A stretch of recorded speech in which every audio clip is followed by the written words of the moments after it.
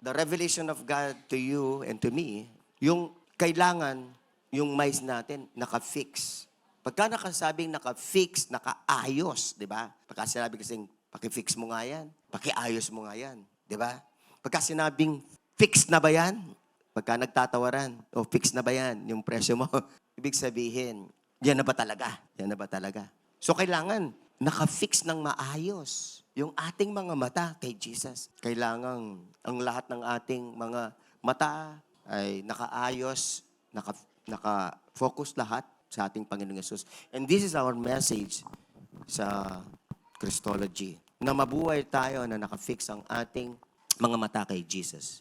Let me share with you 6 things about fixing our eyes on Jesus. Number 1, fix your eyes on Jesus for who He is to you and what He can do for you. Kailangan naka-fix tayo kay Jesus kung sino siya sa atin. Pagka sinabing who He is to you, your revelation about the Lord Jesus.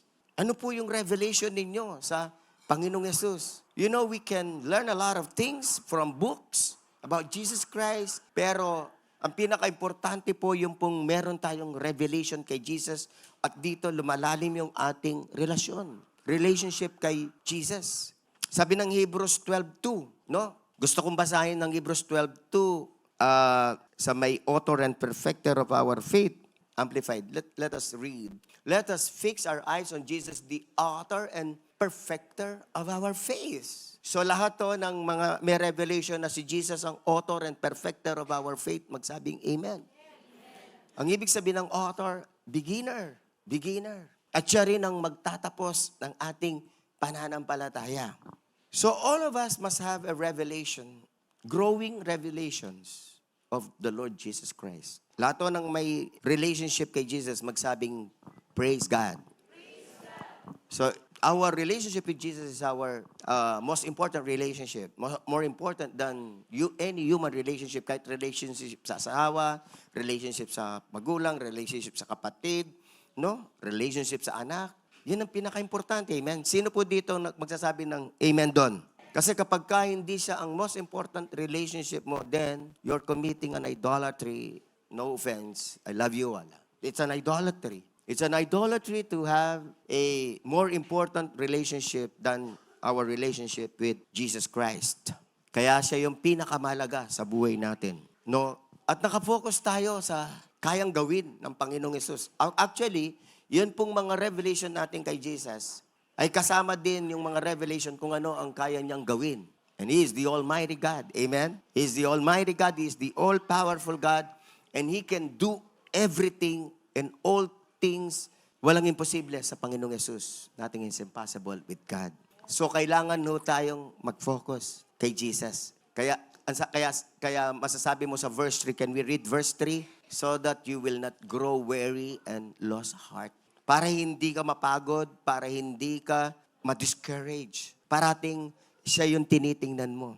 Parating siya nakapik sa yung mata mo sa Panginoong Jesus. Hindi ka mawawala ng pag-asa. Anyone whose eyes are on Jesus will never be hopeless. Di ba? Walang hopeless case sa ating Panginoong Jesus. Kaya ang pangalan natin ay Living Hope. Christ, the Living Hope sa 1 Peter chapter 1. Di ba? Ano kasi verse? Nakalimutan ko na yung verse natin. 7 yata. Basta nasa chapter 1. Because God gave us revelation of who Jesus is. He is our living hope. Therefore, walang hopeless situation. Amen? Sino po dito nawawala ng pag-asa? Year 2025, the best is yet to come. Amen. Sabihin niyo po sa kanila, the best is yet to come. Kapag meron kang Jesus, the best is yet to come always.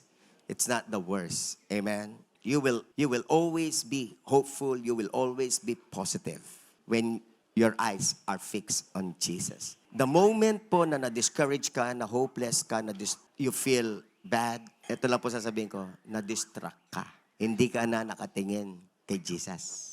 When you are complaining, hindi ka na nakatingin kay Jesus. Pag marami ka ng complaint sa buhay. Kapag ka negative ang mga nakikita mo, sigurado, hindi ka nakatingin kay Jesus. Sabihin mo sa kata mo, nakatingin ka ba kay Jesus? Kasi kung nakatingin ka lang kay Jesus, hindi ka magiging negative kailanman. No? So mga kapatid ko, receive this. Lahat ng gusto maging positive sa buhay, magsabi ng amen. Tingin lang kay Jesus. Alam mo na ang tao hindi nakatingin kay Jesus pagka negative na siya. Okay, number 2 is this. Fix your eyes on Jesus and on your identity in Christ, not on yourself. Alam nyo, maraming tao nakatingin sa sarili. Tinitingnan yung sarili niyang kakayanan, yung kanyang worth. You know what? Kailangan nakatingin ka kay Jesus, hindi sa sarili mo. Kasi pagka ikaw nakatingin ka sa sarili mo, dalawa lang ang mangyayari. Una, magiging mayabang ka. Kaya ko to. Kaya ko lahat yan. Pagka nakatingin ka sa sarili mo. O kaya, pagka nakatingin ka sa sarili mo, makikita mo rin self-pity. Ay, wala akong magagawa.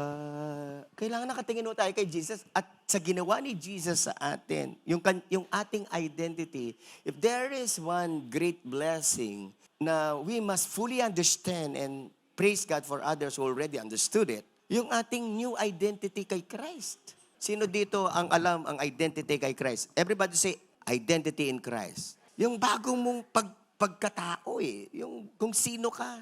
Yung identity mo kay Christ. At marami yan. And we always preach that in the church, especially in the encounter. But I would like us all to understand na si Jesus, dahil na kay Jesus tayo, hawak tayo ng Panginoong Yesus from beginning to end. He is the author and perfecter of our faith, and He is also the author and finisher of our life. Sino nagbigay ng buhay sa atin? Panginoong Yesus. Sino rin ang nagtakda ng ating kamatayan? Panginoong Yesus din. So, paano tayong mawawalan ng pag-asa? Madi-discourage. Hawak ng Panginoong Yesus ang buhay natin from beginning to end. From beginning to end. Kahit minsan ay nagwawala ka. Bang gusto mong umalis sa Panginoon, nawawalan ka ng gana sa Panginoon. Alam nyo, if there is one thing na may sasabihin ako sa inyo, na wag nyo pong gagawin. Kasi para sa akin, masakit yun sa Panginoon. Yung gawin yung walang kwenta ang Panginoong Yesus sa buhay niyo. Yung mawalan kayo ng gana sa Panginoong Yesus. Sobrang masakit yun sa Panginoong Yesus. Na para wala siyang kwenta sa buhay mo. Siya naman ang pinaka-importanting kwenta ng buhay natin. Value, worth ng buhay natin. Siya nagbigay ng worth sa buhay natin. Amen? Ephesians chapter 2, verse 10. Ephesians 2:10, let us read. 1, 2, 3, go read. For we are His workmanship, created in Christ Jesus, for good works, which God prepared beforehand that we should walk in them. Sabi rito, we are created in Christ Jesus. You're created in Christ Jesus. Because you are created in Christ Jesus, you are His workmanship. Ano pong ibig sabihin ng workmanship? Parati lang natin naririnig, pero kailangan magkaroon ng revelation because this verse, Ephesians 2:10, ito po ang nagbigay ng matinding kalakasan sa aking self-esteem. Itong verse na to. Ibig sabihin ng workmanship, obra maestra. Everybody say, obra maestra. Lahat to nang naiintindihan ng masterpiece, magsabing amen. Ibig sabihin, you're not just an ordinary piece. You're not just an ordinary person. You are a masterpiece. Pwede mo bang hawakan natin, dibdib natin, sabihin niyo po sa sarili niyo, you are a masterpiece. Alam niyo, if there is one powerful thing to do in life, yung tinatawag na self-talk. Self-talk. Yung kinakausap mo sa sarili mo. Sabihin mo sa sarili mo, oy, hindi ka ordinaryo, masterpiece ka. Amen? At kung meron man sabi sa inyo na wala kayong kwenta, sinungaling sila. Amen? Sige, nasaktan kayo, patawarin nyo sila. Patawarin nyo lahat na nagsabi sa inyo na wala kayong kwenta at wala kayong mararating sa buhay. Patawarin nyo sila. Para lumaya kayo, alam nyo, yung sinabi nila na wala kayong kwenta at walang mangyayari sa buhay mo, wala kang patutungan sa buhay mo, andito pa rin sa isip mo. Magmula sa araw na to, when you hear that voice, you talk to yourself. You preach to yourself. Sabihin mo, may kwenta ka. You're created in Christ Jesus. You are His workmanship. You are a masterpiece. Sample. Pumikit ka, sabihin mo sa sarili mo, may kwenta ka. Mahalaga ka. Mayroon kang great destiny. At sabihin mo, Amen. So when you don't hear anyone preaches good to you, ikaw na ang mag-preach sa sarili mo. Amen? Ikaw na. Kausapin mo na yung sarili mo. Amen? You must be pinakamalaking encourager ng sarili mo. Of course, it's the Holy Spirit. But I would like to tell you this morning. Ang sarili mo dapat ang pinakamalakas na encourager ng sarili mo. Amen? Do not wait for others to encourage you. Encourage yourself. Pero maganda rin, encourager ka sa iba. Pakisabi nga sa katabi nyo, you are God's workmanship. Huwag mong kakalimutan yan. Amen? Kailangan nakafocus ka kung ano ang ginawa ni Jesus sa iyo. Kung paano ka nalikha ni Jesus. You are created in Jesus and you are His workmanship. Amen? Hindi ka pa tapos. You're under construction. Amen? Kaya ang gagawin mo, cooperate ka kay God para makonstruct ka niya ng mabuti. Sinong willing makipag-cooperate kay Jesus para mabuild ang magandang plano ng Panginoon sa iyong buhay? Magsabing amen.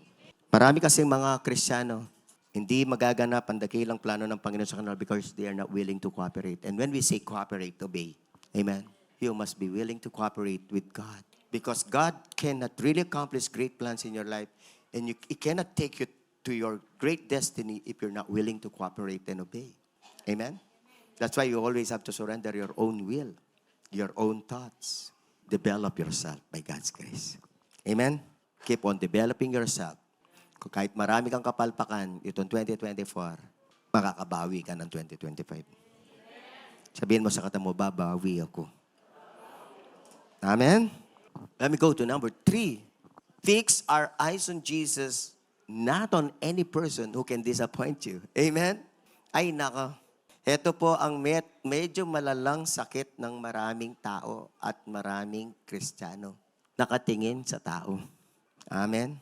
Yan po ang isa sa mga pinakamaaga kong revelation sa Panginoon. Hindi ko pa alam ang salitang rema-rema word sa Baptist. Hindi ko pa alam ang salitang revelation sa Baptist noon nang maging Christian ako. Pero itong isang tumimo na mensahe sa puso ko. Do not ever look at people. Huwag mo silang gawing Diyos. Amen? Medyo mapapahanga ka pero huwag mong gagawing Diyos. Kaya tayo, hindi natin sinasabi na, idol. Idol kita. You don't call anyone idol. Kapag tumawag ka ng idol, idolatry yun. Kasi ngayon, di ba, masyadong bukang bibig yun. Hoy, idol, para gusto mo lang ma-feel good yung kausap mo. Idol kita eh, di ba? Tapos meron pang sabay na ganito. Sobrang idolatry yun eh. You don't do that on anyone. Kahit nakashoot si Steph Curry. No? Sa Showtime. Mali yun. Hindi tayo lumuluhod kanino man. Ang niluluhuran lang natin si Jesus. Amen?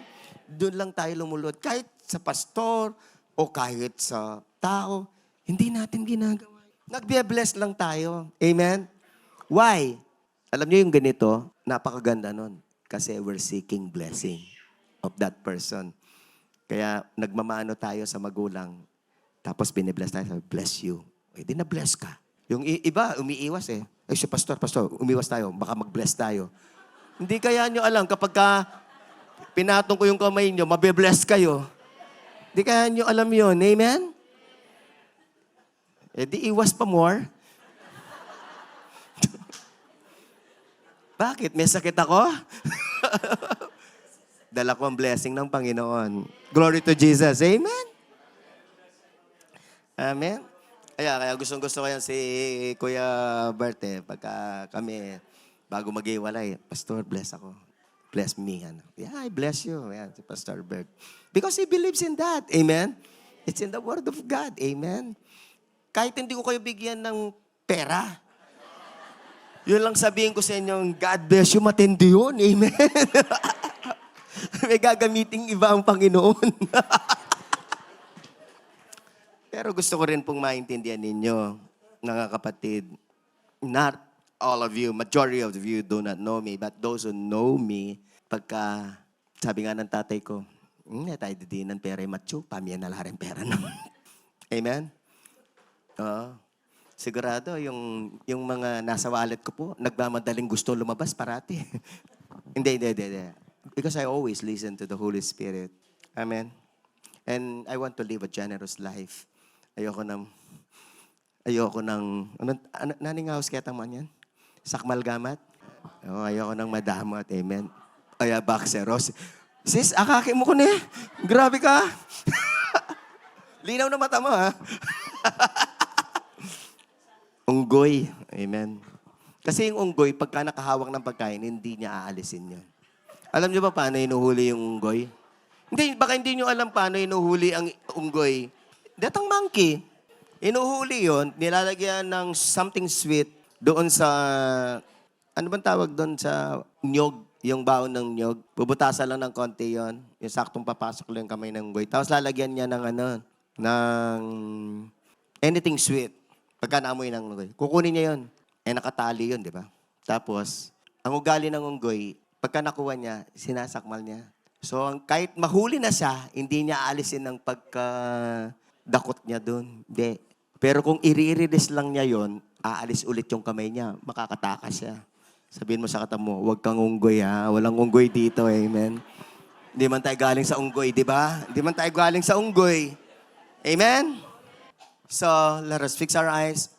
Alam niyo po, itong number 3 na to, ito po ang pinakamatinding message. Kasi marami na-stumble. Kapag ka na-stumble ka, may pinuna ka sa tao, sigurado, walang mata mo kay Jesus. 100% yun. 100%. Yan ang tinuro ng Panginoon sa akin. Para hindi ako ma-stumble kanino man tao. Sa mga deacons namin noon, na may nag-backslide na mga deacons na umiinom. Batang Christian pa lang ako nun. Di ba, madam? Pastor na... Siyempre, wala namang perfect na pastor, di ba? Kahit ako. Sobrang hindi. Hindi perfect. Nako, ang natutunan ko, huwag akong titingin sa tao. Huwag akong titingin sa deacon, di ako titingin sa pastor. Ibig sabihin ng hindi titingin, yung hindi mo titingnan yung kahinaan nila. Yung mga warts and yung mga kamalian nila. Tingin ka lang kay Jesus. Kaya sinasabihan po tayong tumingin kay Jesus kasi siya lang ang perfect. Siya lang ang perfect talaga eh. Amen? Yung tao hindi. Actually, mentras na nakatingin ka sa tao, nakaw, makikita mo na susunod na araw, makikita mo na yung ugali niya na hindi okay. No? Sino po dito nga amin na merong ugali na hindi okay? Yung mga hindi nag-amin, sabihin niyo sa katamo, ikaw na. Di ba? Wala kang okay lahat ugali mo. Sure? Sure? But of course, we don't want to be a stumbling block to anyone. But, you know what? Ganun talaga eh. Ang tao, nagko-commit siya ng mga errors. Nagko-commit siya ng mga hindi magandang mga ugali. Di ba? Maraming mga Christians ang na-stumble because of that. Tiningnan niya yung ugali ng kanyang mentor, ugali sa care group. At saka by the way pala, kung asawa mo, leader, huwag siya tingnan mo. At huwag mo sasabihin kailanman ang maling salitang, leader ka pa mo. O patsene leader yan, delikado ka. Sabihan mo kasi, patsene leader yan, migquit yan, delikado ka. Kung manakit ka mong dita ka, demonyo, putang ine, leader yan, maging dinalan la rin. Nasa Bible yun. Please, kung yung asawa mo leader ya, may papakwit, patsemig quit ya yan, ikang makalunos. Amen? Sabi mo kasi, mo ikang makalunos, patsemig quit ya yan. Bakit? Atin bang may quit king ministry, atin bang may quit na pa maging leader, kaya rin na may quit, may salesya. Lalo yung may salesya, impuntala na mo yan, worse, not better. Amen? Nakita ko na yan sa dalawang mata ko. Lahat ng mga nag-quit sa ministry, pastoral man yan, o sa pamaging care group leader, di sila nag-improve, naging worse sila. Kaya, kayong mga nag-quit sa ministry, bumalik na kayo. Sabi mo sa mo, bumalik ka na. Kundi, lalo ka pa magiging worse. Amen? Wala naman naging better. Kasi tinatakasan mo yung panawagan. Amen? Tinatakasan mo yung pagsunod sa Diyos. So, huwag kang titingin sa tao. Sabihin mo sa mo, huwag kang titingin sa tao. Huwag mo akong titingnan. Huwag mong titingnan sa pastor. Amen? Huwag niyo akong titingnan, please. Wag. Wag na wag. Kung gusto po ninyong magkaroon ng idol, ito na lang pakiusap ko. Kainin nyo na lang. Idol sausage. Sarap yun. Amen? Ba't sila tumatawa? Kasi pure foods ka lang eh. Puro ka kasi pure foods.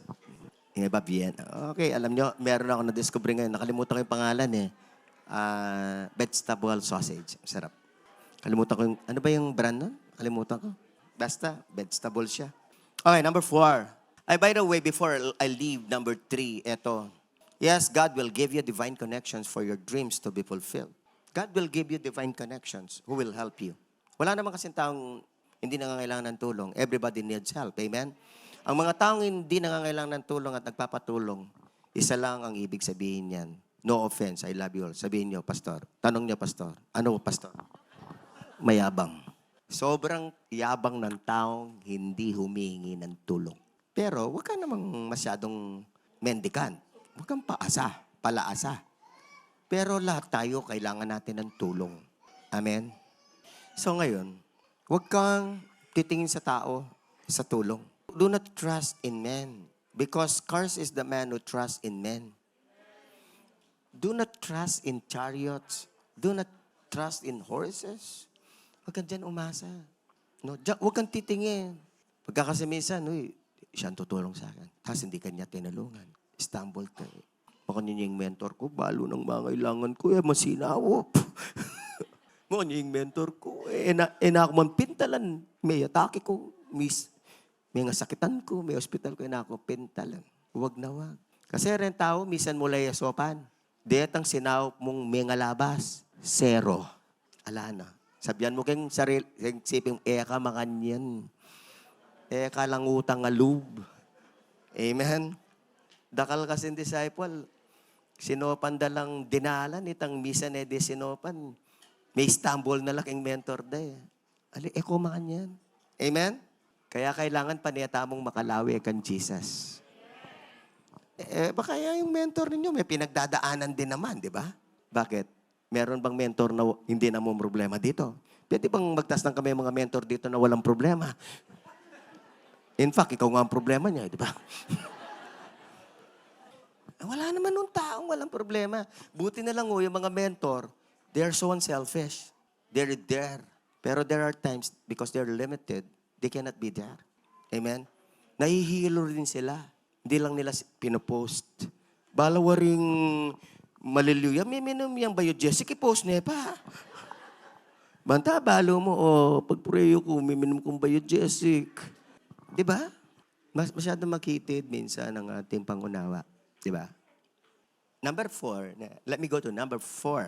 Fix our eyes on Jesus when we face challenges, trials, and all kinds of problems and needs.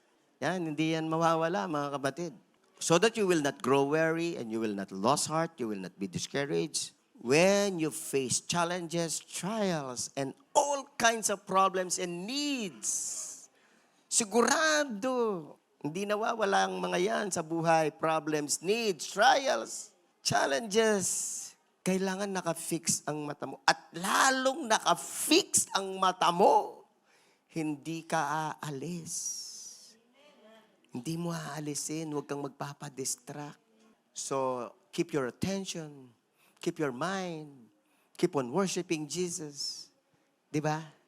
Keep on worshiping Jesus. Ito yung ginawa ni I would like you to let us learn from some lessons from the life of Peter. Sa Matthew chapter 14, verses 25 to 33, let us read the passage. Let us read the story. Everybody read. Go.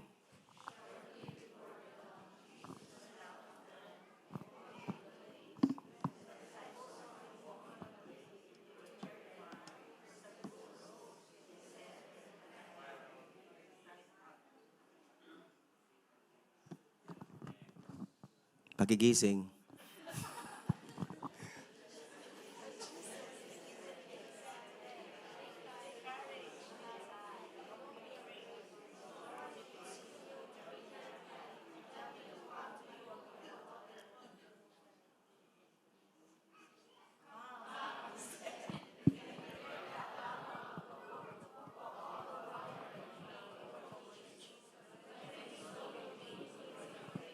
and beginning to sink, cried out, Lord, save me.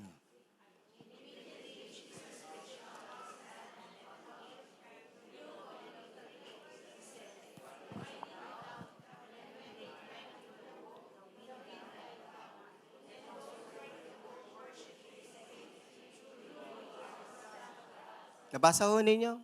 Sabi ng si Peter, talagang nagpapakitang gilas, Lord, kung ikaw yan, pupunta ako sa iyo. Lumakad sa tubig si Peter, di ba?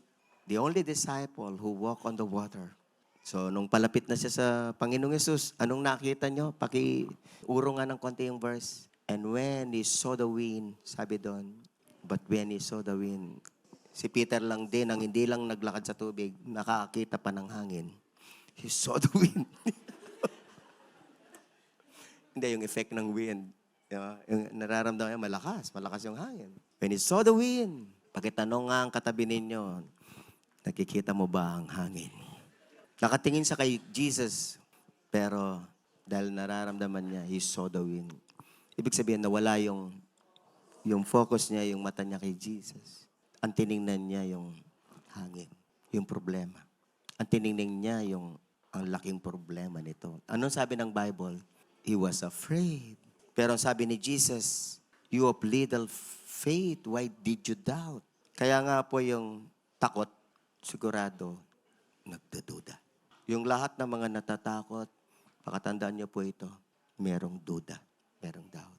Sabi niya, immediately Jesus reached out his hand and caught him, you of little faith. He said, why did you doubt? So what does Jesus see when you fear? You are doubting. You're doubting. This is what Jesus sees. Amen? Tama ba ang tingin ni Jesus parate? Siyempre, hindi magkakamali si Jesus. Jesus never commits mistakes. Takot ka. Kasi ang pinagmumula ng takot parate, duda. Duda. Walang takot na walang pagdududa. Parate humag. Kaya sabi na salita ng Panginoon, babalikan natin, he saw the wind, he was afraid, he had doubt. Ano nangyari? And beginning to sink. Sabihin po ako sa inyo, when you feel like sinking, many times, hindi ka nakatingin kay Jesus. Nakatingin ka sa problema. And the more you look at your problems, you're going to sink in misery. The more you will feel miserable. Kaya nga, the more you feel miserable in life, the more it reveals na hindi ka nakatingin kay Jesus. Ang tinitingnan mo yung wind, yung problema. Natatakot ka kasi nagdududa ka kay Jesus. At ang pagdududa sa Panginoong Jesus is not just a little sin. Akala natin kasi sanay na tayong matakot at magduda. Akala natin maliit na kasalanan ang pagdududa. Ang pagdududa will cause you to sink. Please, do not blame anyone when you sink. Sabihin mo sa katabi mo, personal responsibility mo yan. If there is one worse response when you're sinking, is you blame others. You blame your husband, you blame your wife, you blame your parents. I'm sinking, I'm in this situation because of my parents, because of my care group, because of my church. I'm sinking in this emotion because of these people. No, you're not. It's your own responsibility. Why you're sinking, it's your personal responsibility. I love you all, no offense. I'm trying to encourage you, amen. Take up your responsibility. It's time for you na maging responsable ka sa sarili mong buhay at sitwasyon. Tingin ka kay Jesus ulit. Amen. Baka hindi ako narinig na lahat. In a loving voice, sabihin mo sa kata mo, tingin kay Jesus ulit. I love you, brother. Sabi mo, lagyan mo ng love you sa dulo. Sabi mo, love you. Amen? Tingin ka kay Jesus ulit. Sino si Jesus? All-powerful God. But let us look at Jesus. Ang gagawin mo is, tingin kay Jesus, sabi mo, hindi na sa hangin, sabi mo, Lord, save me. Sino pwede magtaas ng kamay at sabihin mo, Lord, save me. Amen. Diyan may pag-asa. Amen. Diyan may pag-asa. Lord, save me. Tatawag ka ulit sa Kanya. Mananalangin ka talaga ulit sa Kanya. Lord, save me immediately. Gusto ko yun eh. Immediately, Jesus reached out his hand and caught him. Sabihin mo sa katabi mo, hindi ka talaga papabayaan ni Lord pagka tumawag ka. Amen. You will just continue to sing if you don't call out to His name. Kung hindi ka mananalangin. But, of course, I would like you to understand the timing immediately. May timing si Jesus. May timing si Jesus. Pagka nakita niya, hindi mo lang sinabi, Lord, save me. Pagka sinabi mo na, Lord, sa iyong buhay ko. Amen. Kasi marami po nagpapasave kay Jesus, pero ayaw naman, pagka sinave na, ayaw na sumunod. Ayaw na sumunod. Sabihin mo sa kanila, susunod ka pa ba? And when they climbed into the boat, the wind died because Jesus is the Lord of the wind. Amen. He can definitely command the wind to die down. He can definitely do something about your problem, about your need. Then those who were in the boat worship Him. Yan po yung maganda. Kapag ka naka-fix ang mata natin sa Panginoon, hindi lang tayo nagbe-pray. Nag-worship tayo. Nag-worship tayo. The best way to always have your eyes fixed on Jesus is you always worship Him. All the time. In times of need, you worship Him. In times of trials, you worship Him. In times of problems, you just worship God. And when you worship God, you worship Jesus, He does miracles. Worship is powerful. Worshiping Jesus is powerful. Amen? Pagkasabi sa katabi, alam mo na yung gagawin mo, kapatid. Amen. Number 5, fix our eyes on Jesus when blessings come, especially big ones, to overcome all pride and materialism. Ay nako, nakita ko na po ng maraming beses sa buhay ko. Pagka dumating ang malaking pagpapala, asahan nyo to. Asahan nyo. Ang susunod po niyan ay magiging relax kayo. Mas marami po ang bumabagsak at nagkakasala kapag ka panahon ng pagpapala kesa panahon ng kagipitan. Kapag ka dumating ang malaking blessing, nakapix pa ba ang mata mo sa Panginoong Hesus? Amen? Alam nyo, ang pinakamatinding magsishift ng focus pagka dumating ang pagpapala, masishift yung focus mo sa sarili mo. Ang galing ko naman. Galing ko, yumaman ako. Nakuha ko yung project. Galing ko naman, pumasa ako ng board exam. You know, those who have been testifying that they passed the board exam, nako, the next thing na mangyayari sa'yo, pakaingatan mo, yung i-glorify mo yung sarili mo. Yeah, you just glorified Jesus. You just glorified God in your testimony. But afterwards, ikaw na. Pagka dumating ang trabaho, nako, nakita ko ng maraming beses. Pagka dumating ang malaking pagpapala, nag-graduate ang mga youth, naging young professional, the next things that happen is they lose their focus on Jesus, on their calling, and they focus on work. Nakafocus sa work. Sabihin niyo po sa katabi niyong youth, huwag kang sa work nakafocus. Huwag sa pera. Huwag sa promotion. Amen? Pagka nagkaroon ng blessing, imbes na tatanungin si Lord, Lord, anong gagawin ko para mag-glorify ka? Nasusunod ay, ano kayang bibiling ko? Bagong kotse, bagong lote, ay papasyal muna ako ng Amerika, Japan. They get lost their focus on God, who is the source of all blessings. Amen? Then pong ating bayong anak, no offense, Brother Jean, may bagong po tayo, di ba? Ako, I always rejoice na mga nagkakaroon ng baby. Pero gusto ko sabihin ito, ang tagal mag-pray ng baby, pero pagka dumasan ng baby, ang focus na, hindi na si Jesus, baby na. Tama ba? Kaya lahat ng mga nagpe-pray ng baby, at saka nagka-baby na, nako, yan po yung pakabantayan nyo. Kaya minsan, yung baby nyo parating may sakit. Kasi ang focus nyo, baby eh. Amen? Eh, may ito talagang matao. Marakalataw ka rin. O ito, kinulang yung bakterya. Nya, putang manaki yan tao, sasakit yun. Paburin, meping, dakal tao, bantamisani yun. Yan ang sinasabi ko when you have a blessing. Ali ka makafocus kayong blessing. Ali kayong anak. O ting may kiyasawa. May kiyasawa ko, pastor ka lang naintindihan mo ko. Makanyan. Makapokus na kayong asawa mo nakan Jesus na. Ting ating boyfriend. Ay, lalong-lalo na rin. Potang may ka-crush na la. Ay, crush kid to. Grabe, milala ko yung focus. Kaya pakaingatan niya yung puso yun. Yung puso tamo pamiray siya. Amen. No offense. I love you all. Amen. Wala po akong gustong saktan sa message. Pasensya na kayo. Sinasabi ko lang pinasasabi ng Panginoon. Amen. Kapag ka nasaktan kayo sa message at na-stumble kayo, nakatingin kayo sa akin, hindi kay Jesus. Hindi, totoo yun, di ba? Sabihin mo sa katang mo, clear ba yun? Pagka nasaktan ka sa message ni Pastor, nakatingin ka sa kanya, hindi kay Jesus. Amen? Eh ako pa naman, hindi ko naman ipipreach sa'yo yung gusto mong marinig. Ang ipipreach ko, yung kailangan mong marinig galing kay Lord. Hindi yung gusto mo. Amen? Never. May usapan kami ng Panginoon. Yung pinasasabi niya, sasabihin ko, amen. Buriyo po rin kanya na pastor. O retang pamuola na kayo mo, hanggang bumilog na yung bumilog yung buntok yun. Amen. Balo yung makanyang kumong pastor, saguli mo ito, dakal na ako sana pera ngayon eh. Kung pamuola na kayo mo. O kasi kaya rin kung may preso, something na yung pinres mo, pastor. Ay. Pero uling makakala ko ka na ako. Uy, tama ang tanay na naman ni pastor.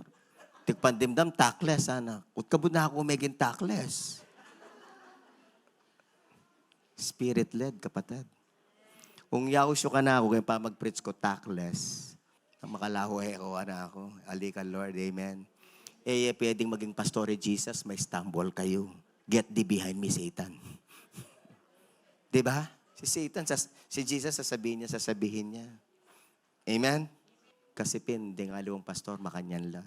May sana kasing makirandam kang Joel Austin eh. Ang po kang Joseph Prince. Amen? Ang tao kasi makanyan, burina yan.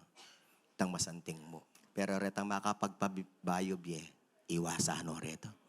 Anya nang malyari, imbis na magpa-bless yo, punta lang ako kamay, makone. Amen. At timpapin, bless kaya pa'y pastor. Uning mituran niya kayong message. Ay, aliko niya. Maka-bless. Ay, rogo. Yako po bilang pastor, yung mamasa ko mo ken Diyos. Can love give you. Amen. So, yung Solomon, makanya niya po. Lahat po na nakabasa sa aklat ni Solomon, magsabing amen. Nabasa niyo yung Ecclesiastes. So, nakita niyo, na-bless si Solomon ng pinakamatalino siya. At pagka binasa ninyo ang Book of Solomon, siya na yung pinakamayaman, no? Pinakamaraming libro, poems, everything, nasa kanya na. Sana all. Pero, ano nangyari? Hindi na siya na-fix sa Diyos. Yung mata niya, wala na. Kaya nga, actually, the book of Ecclesiastes was written. Ecclesiastes means preacher. Pero the theme of the message is meaningless. It sounds he really regretted how he spent his life. Kaya nga, pinaka-huling verses ng Ecclesiastes, chapter 12, 13, and 14. This is the conclusion of the matter. Fear God. That's what he lost. Fear of God. At ang sabi niya, fear God and do all His commandments. That's what he lost. That's what he lost. Why? Blessing. Na-overwhelmed sa blessing. Nawala na yung fear of God. Nawala na yung pagka-fix niya na pagsunod sa Diyos. Pastor, bakit patuloy siyang pinless ni Lord? Ganun naman si God. Very gracious and merciful. Amen. Let me share another one. 6. Fix our eyes on Jesus when we are confronted with temptations. So, marami pong mga tukso sa buhay. Hebrews chapter 2, verse 18, I would like to read. For because He Himself has suffered when He tempted, He is able to help those who are being tempted. So, lahat na nakakaranas ng temptation, magsabing amen. Kapag tinutokso po tayo ng anumang klaseng tukso, morality, whatever, focus ka kay Jesus, He is able to help you. Amen. He is able to help you. Sabihin niyo sa katabi mo, Jesus is able to help you. He is able to help those who are being tempted. He is able to help us to overcome temptations, any sin. Kaya, mawawala lang yung, magigibin lang tayo sa temptation kapag nawala na yung pagka-fix natin ng ating mata kay Jesus, yung attention natin. Kaya mga kapatid, masabi ng Panginoon sa atin, fix our eyes on Jesus. Pagka malungkot, fix our eyes on Jesus para hindi ito pupunta sa depression. Kapag masaya, fix our eyes on Jesus para hindi tayo makalimot at sa saya natin ay magkasala tayo. Amen. Fix our eyes on Jesus. Pagka wala, fix our eyes on Jesus, magpo-provide siya. Pagka meron at sagana, fix our eyes on Jesus para hindi tayo mahulog sa pride and materialism. Amen?